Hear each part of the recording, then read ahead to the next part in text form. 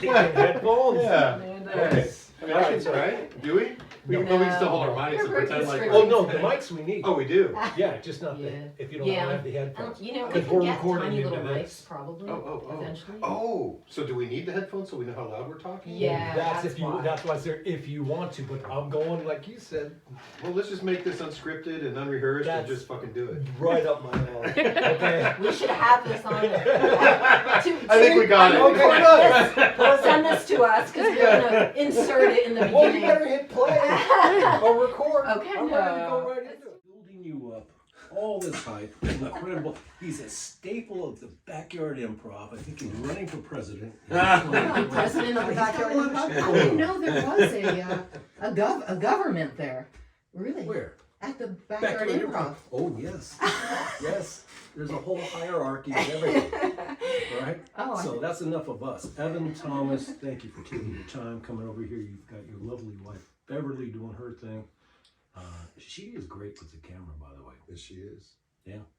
You've done, it's hard to put into words. It's like you took, first of all, the Impulse Room will forever be a staple of what that was. That was like, I mean, you had it down. It was awesome. I mean, seriously, there were, we play a lot of clubs. That place was done perfectly. Yeah, thank you. Yeah, Thank you. it was.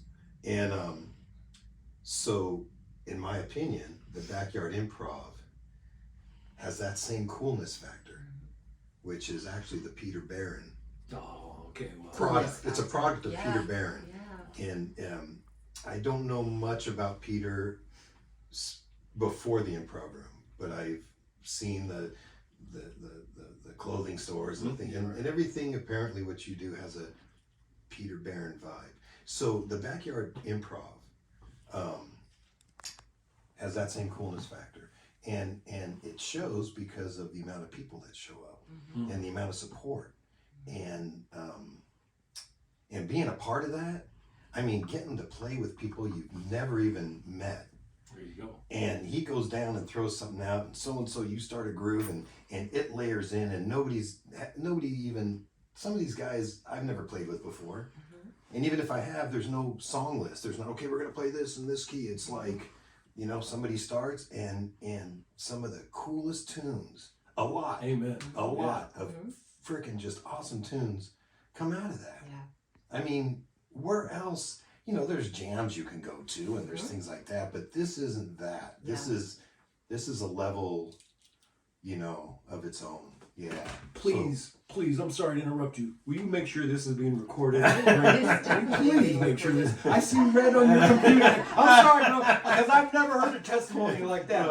And I'm just saying, I appreciate. I'm feeling a little, bad to get all that because I wasn't trying to solicit all. Well, no, but that's you asked me, man. You know me. I'm not gonna sugarcoat nothing. I mean, that's the way it is. No, that's truly. He was saying that about you before you came. Yeah. Yeah. I'm like, if there's something, he'll let me know. He's not shy. Because she's like, I'm from Brooklyn. I'm going to say the way it is. And, I'm not worried about your feelings, but I love you. Yeah. One of those things, screw you. So. No, he's like that before we started. Yeah. To answer your question, and that's the shortest way I can answer it. I could go on. Yeah. Well, you're such a, because I know your time is very valuable, as all the musicians. So for you to take your time and come and help build it, because, really, of course, this is just a collective effort. Oh, yeah. I can have all these great ideas, Yeah. but they don't amount to shit because I can't get somebody like Evan Thomas to come. Yeah, right? but you do, and I'll tell you this: I can't wait for the next time Peter messages me and say, "Hey, man, are you open on this date?" Okay. Seriously. Yeah. Even though I know I've had to turn some down regretfully, but you got things going on. Of course. So I do look forward to hearing you live at some point. I hope so. Yeah. Well, you know what? You can. Okay. Because I'm going to do a little plug right now. Yeah, go for it. Go ahead. Make it a long plug. January 6th, we're at a fantastic club called Almost Famous Company.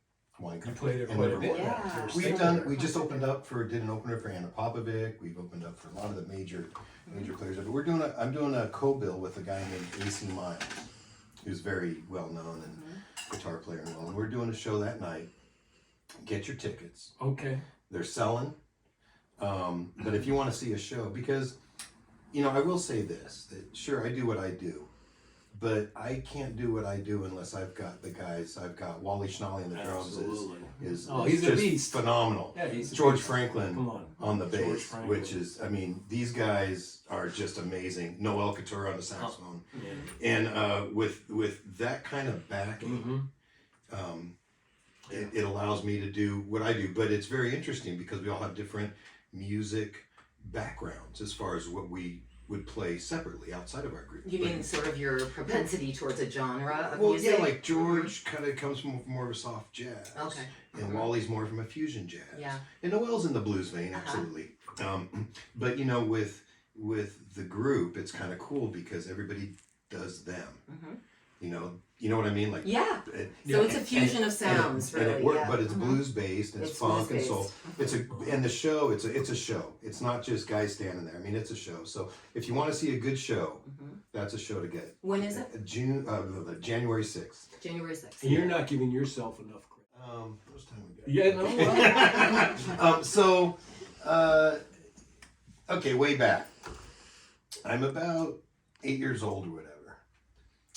And my dad is an amazing piano player. Just classical. And but he had a guitar. In fact, his guitar's hanging up on my wall. It's a big silver tone, 1940 something. And every once in a while he'd break it out, and he taught me kind of some chords, But and I tried to learn on that, and he saw that I took a liking to it. So I think I was about 10 years old, and he comes home from work, and he says, "I need you to help me get something out of the back of my car." And it just realizes I'm telling this story. It's the car that I now have at my house that I've just is the Z that I've just almost done restoring, and we're going to drive it back down there in a couple months. Oh, fantastic. Well, shoot. Edit that part out there. It's going to be a surprise for them. Oh. But anyway, no, it's not. Anyway, so, come on out, help me get some out of my car. And it was my little first guitar. It's a little Con, and he got me a classical guitar because a classical guitar has nylon strings. So it's easier on your fingers rather than the traditional steel strings. Yeah. So, so he got me that, and I was kind of a chord guy, and he'd get me some books, John Denver, or these little beginner guitar, where they have chords and you learn to play. And so, I never really did much more than that until I was about 15, 16. And then I kind of got an electric guitar and started, a couple little high school band kind of pop type of stuff. Was never a front guy. Was always a, just real shy, timid guitar player. Just kind of stood back and never did leads. Was always like chords and stuff. And then, I started throwing in cassettes, and then by that time it was CDs and listening to songs and picking up my guitar and kind of learning what they were doing, and you know what I mean. I'm all self-taught. I really haven't had any lessons. I took a couple years of lessons after I had moved up here from Southern California when I was about 30. Music theory, and that just never really stuck with me. I'm just kind of a feel guy, and that's how I play.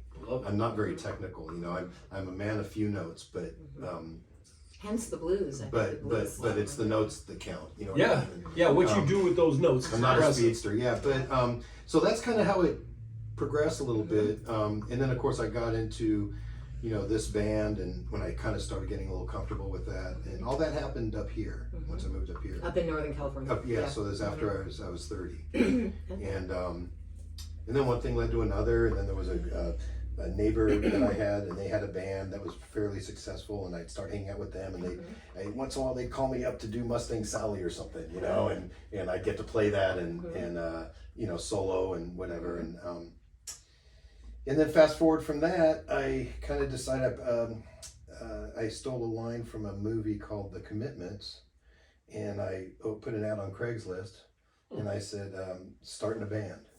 Okay. These are my influences. Yeah. I'm a guitar player. This is what I need. Okay. And people started answering it. Nice. And so there were, a handful of people. There was another guitar player, a gal, and there was a drummer and a bass player, and we started practicing at my house, and we kind of evolved, and the name of that band was Papa's Garage. Papa's Garage. Mhm. Okay, I'm feeling that. And so that band grew into many different phases and became pretty well established with the last set of guys. And I was still a guitar player, but I was more of a frontman guitar player. I'd kind of started realizing you need more of a show, not just stand there, but you've got to engage, and you've got to, Absolutely. you know. So and the singer I had at that time, Paul Dunn, amazing guy, great frontman. And then one day he just decided he had enough and he quit. So I had all these gigs lined up, Oh, no wow. singer. I had my first gig was a month away, and I never sang in my life. Mm. And this is what, That's gonna ask 4 him or about this. He 5, stole my next question. it's probably 7, 8 years ago.